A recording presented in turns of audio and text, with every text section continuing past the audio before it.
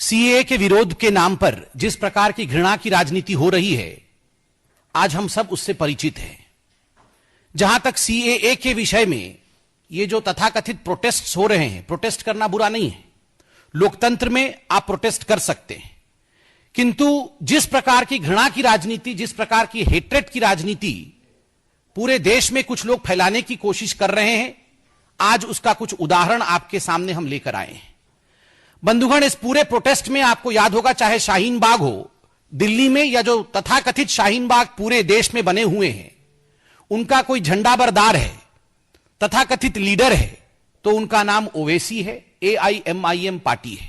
अब याद करिए, शाहीन बाग में आकर उनके रिप्रेजेंटेटिव्स वारिस पठान इत्यादि ने बहुत सारे भाषण किए हैं, उनको मार्गदर्शन दिया है, उनको गाइडेंस भी दिया है।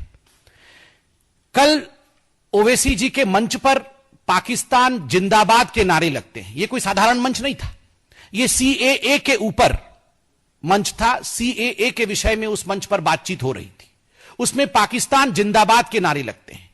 बंधुगण, जब मंच के पीछे यह सिखाया जाता है तो कभी कभी मंच के आगे हकीकत निकल जाती है। जब मंच के पीछे पाकिस्तान को ऑक्सीजन देने की बात होती है और मंच के आगे संविधान और तिरंगा पकड़ने का नाटक किया जाता है, तो कभी कभी हकीकत मुंह से निकल जाता है।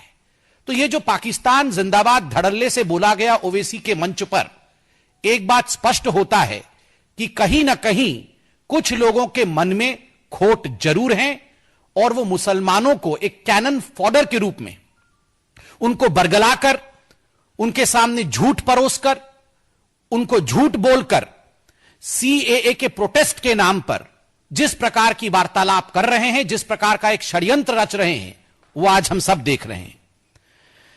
बंधुगण, पाकिस्तान के जिंदाबाद के जब नारे लगे तो ओवैसी जी ने तुरंत माइक छीन लिया। मेरा सवाल आज केवल ओवैसी जी से नहीं है, मेरा सवाल ओवैसी जी के कई साथियों से है जो अपने आप को आजकल लिबरल्स भी कहते हैं। वहां तो माइक छीन लिया, मगर जब 15 मिनट तक वारिस पठान अनर्गल जहर उगल रहे थे तो वहां माइक क्यों नहीं छीना? उस मंच पर ओवैसी जी भी मौजूद थे, वारिस पठान से एक क्षण के लिए भी माइक नहीं छीना। वारिस पठान क्या कह रहे थे? और याद रखिए, वारिस पठान कोई इंडिविजुअल नहीं है, वारिस पठान ओवैसी जी के पार्टी के सबसे कद्दावर नेताओं में से एक है, पूर्व विधायक है। और उनका क्या कहना था? पहला वो कह रहे थे, हम छीन के लेंगे आजादी। जब आजादी मांगने पे नहीं मिलती है तो छीन के आजादी लेनी पड़ती है। मैं पूछना चाहता हूं इन तथाकथित लिबरल्स से कि कौन सी आजादी चाहिए आपको? किससे आजादी चाहिए? संविधान से आजादी, हिंदुस्तान से आजादी, देश से आजादी? कौन सी आजादी जो आपको ना हिंदुस्तान की सरकार दे पा रही है, ना हिंदुस्तान का हाई कोर्ट दे पा रहा है, ना हिंदुस्तान का सुप्रीम कोर्ट दे पा रहा है, जो आपको छीन के लेना पड़ेगा? आपको सुप्रीम कोर्ट पे भरोसा नहीं है? CAA के मसले पर और बाकी सारे मसलों पर जिसमें भी आपके मन में संशय था, उन सारे मसलों पर आप सुप्रीम कोर्ट गए, सुप्रीम कोर्ट में सुनवाई चल रही है, कुछ विषय में सुनवाई हो चुकी है, फिर भी आपको सुप्रीम कोर्ट पे भरोसा नहीं है और आप कह रहे हैं हम छीन के लेंगे आजादी क्योंकि हमें आजादी मिल नहीं रही है। तो question number 1 to all the liberals, not just to mister Owaisi, ये बार बार जो आजादी आजादी के नारे लगाते हैं, कौन सी आजादी आपको चाहिए, ये आज आप हमें बताएं। नंबर 2, ओवैसी जी के पार्टी ने कहा कि ये जो शाहीन बाग में महिलाएं बैठी हुई हैं, ये शेरनियां हैं और अभी तो केवल शेरनियां उतरी हैं और आपके पसीने छूट गए, जब हम उतरेंगे तो आपका क्या होगा? तो in fact we have been vindicated. जो हम कह रहे थे वो सत्य था कि इन दादियों को आपने शील्ड के रूप में, एक ढाल के रूप में इस्तेमाल किया है। You have used the ladies of Shaheen Bagh just as a shield to further your cause of hatred, to further your cause of wrong and false propagation. जो प्रोपगेशन आप गलत तरीके से कर रहे हैं, उसके लिए आपने इन दादियों को एक शील्ड के रूप में इस्तेमाल किया है। उनको आप शेरनी कह रहे हैं और आप कह रहे हैं कि जब आप उतरेंगे तो न जाने देश में किस प्रकार का माहौल होगा। और अंत में ओवैसी के पार्टी के लोग जो कहते हैं और मैं तो कहूंगा ये ओवैसी की पार्टी नहीं, खुद ओवैसी ही कहती है, क्योंकि जैसे Gandhi family is equal to Congress, ठीक उसी प्रकार Owaisi is equal to AIMIM. AIMIM कोई ओवैसी जी से अलग नहीं है। तो अंत में ये पार्टी कहती है, ओवैसी जी कहते हैं 15 करोड़ वर्सेस 100 करोड़। कौन है ये 15 करोड़ और 100 करोड़ कौन है?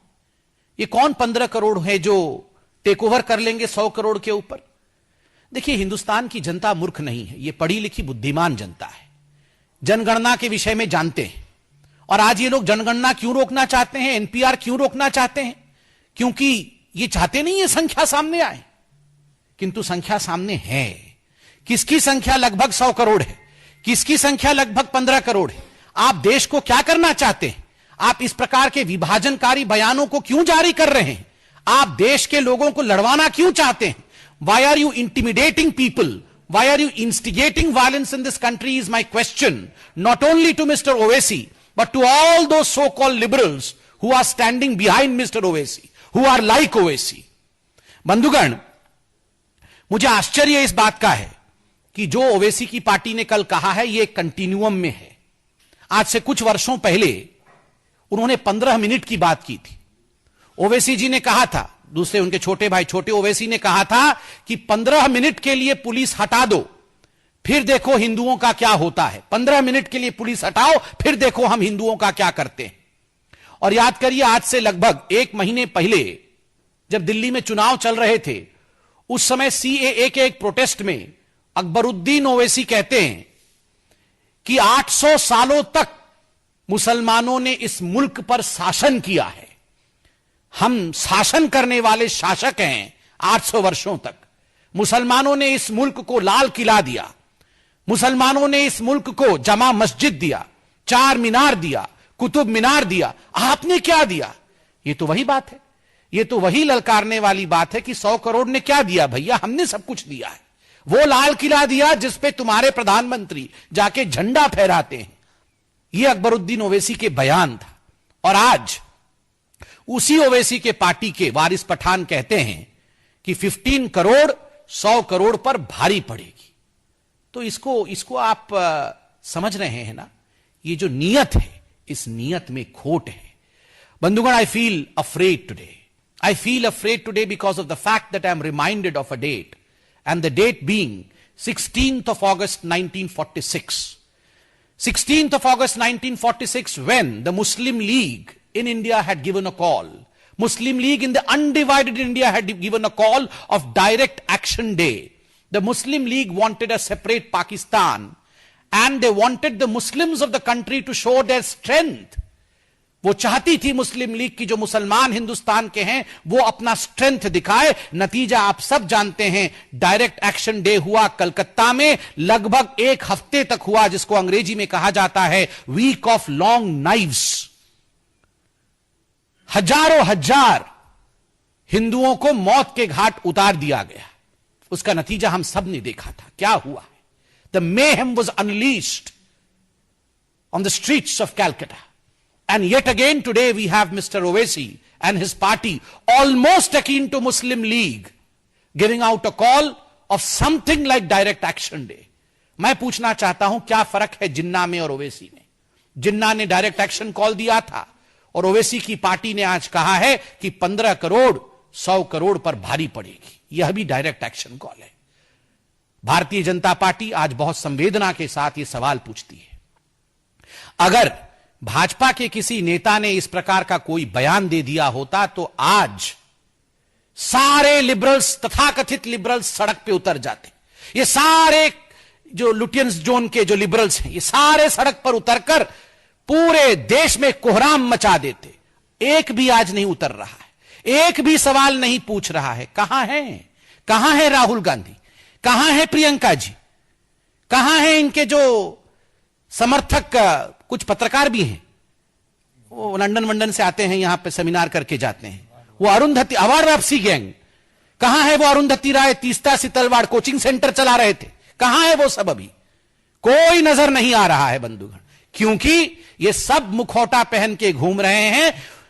और मैं स्पष्टता के साथ कह दूं, सम्मान के साथ कह दूं, ये सारे लोग हाथ में संविधान, दिल में वारिस पठान।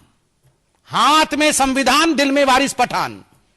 ये सब लोग जो सीएए पे हमारे मुसलमान भाइयों को बरगला रहे हैं, ये सब लोग जो मुसलमानों से कह रहे हैं तुम्हें देश से निकाल दिया जाएगा, डिटेंशन कैंप में तुम्हें एक वक्त का खाना नहीं मिलेगा, कपड़ा नहीं मिलेगा, तुम्हें मार दिया जाएगा, ये सारे लोग जो अतथ्य फैला रहे हैं, मिथ्या फैला रहे हैं, संविधान के पीछे छुपने की कोशिश कर रहे हैं, तिरंगा फहरा रहे हैं, वास्तविक रूप में इनके हाथ में संविधान है, दिल में वारिस पठान है। आज ये स्पष्ट हो गया है, क्योंकि इनमें से एक भी व्यक्ति निकलकर कोई वारिस पठान पे क्लैरिफिकेशन नहीं मांग रहा है। बंधुगण, रोज ये बोलते हैं टीवी पर कि ये हम तो सिर्फ मुसलमानों की बात नहीं कर रहे, हम तो हिंदू, मुसलमान, सिख, ईसाई सबकी बात कर रहे हैं, हवन भी हो रहा है, सब कुछ हो रहा है। बंधुगण, ये सब कुछ हो रहा है तो 15 करोड़ वर्सेस 100 करोड़ कहां से आ गया? एक भी दादी को तो मैंने नहीं सुना किसी दादी ने आके इस दादागिरी के विरुद्ध में अपने बयान को रखा हो। आपने सुना क्या? मुझे पता नहीं, हो सकता है किसी दादी ने प्रेस कॉन्फ्रेंस किया हो, मैंने नहीं सुना है। मगर मैं अभी तक जानता हूं किसी दादी ने शाहीन बाग के किसी प्रकार की प्रेस कॉन्फ्रेंस करके ये जो दादागिरी ओवैसी की पार्टी ने दिखाई है उसके खिलाफ कहा हो। बंधुगण, मैं अंत में इतना ही कहूंगा कि it is not just a coincidence, it's a conspiracy. एक सर्जिल इमाम है, सर्जिल इमाम कहता, सर्जिल इमाम कोई साधारण व्यक्ति नहीं है, कोई ऐसा ही सड़क चलता हुआ इंसान नहीं है। वो आईआईटी जैसे बड़े बड़े जगहों से पढ़कर आया हुआ एक स्कॉलर है। वो कहता है कि 5 लाख मुसलमान इकट्ठा हो जाएगा तो न जाने क्या कर देगा। वो कहता है असम को काट देना है, वो कहता है हिंदुस्तान को तोड़ देना है, इतना मवाद फैला देना है सड़कों पर कि भारत की जो फौज है वो असम तक और पूर्वोत्तर तक पहुंच ना पाए। और उसके बाद एक फैजुल हसन है, वो भी कोई साधारण व्यक्ति नहीं है। फैजुल हसन छात्र संघ का अध्यक्ष है, एक रेप्यूटेड इंस्टीट्यूशन का, अलीगढ़ मुस्लिम यूनिवर्सिटी का। वो कहता है अगर हमारी कौम की लड़ाई में हमारी धीरज की सीमा रेखा टूट जाए तो हम वो कौम है जो किसी भी देश को बर्बाद कर सकते हैं, बर्बाद कर सकते हैं। और फिर वारिस पठान आते हैं और कहते हैं ये लड़ाई कोई साधारण लड़ाई नहीं, ये लड़ाई 15 करोड़ वर्सेस 100 करोड़ की है। बंधुगण, आपको क्या लगता है, ये इज दिस अ मियर कोइंसिडेंस? ये क्या एक कोइंसिडेंस मात्र है या एक कॉन्स्पिरेसी है, एक षड्यंत्र है? इस सवाल के साथ हम आपको छोड़ के जाते हैं बंधुगण, कि आप सब सोचें, ये हिंदुस्तान सोचे कि कितनी नफरत इस हिंदुस्तान की पवित्र भूमि ने सहा है। मुगलों के राज के समय सहा है, अंग्रेजों के राज के समय सहा है, 1947 में विभाजन के समय सहा है। हम नहीं चाहते हैं कि इस प्रकार की नफरत के बीज फिर से हिंदुस्तान के भिन्न भिन्न कम्युनिटीज के बीच में, समुदायों के बीच में फिर से बोया जाए। और ये जो षड्यंत्र है इसका पर्दाफाश करना आपका हमारा काम है। बहुत बहुत धन्यवाद बंधु। कोई प्रश्न हो तो अवश्य पूछें। रास्ते तो हर मोड़ पर बदल जाते हैं, पर दिशाएं कभी नहीं बदलती। जैसे कि हम और हमारा साथ, हर दिशा में आपके बच्चे के साथ, आज, कल और हमेशा के लिए। Seel Ganga Smarak inter college, Mainpuri road, Madai, Sikohabad, जनपद फिरोजाबाद। सब्सक्राइब कीजिए न्यूज इन इंडिया को और बेल आइकन को दबाइए न्यूज से जुड़े लेटेस्ट वीडियोज सबसे पहले देखने के लिए।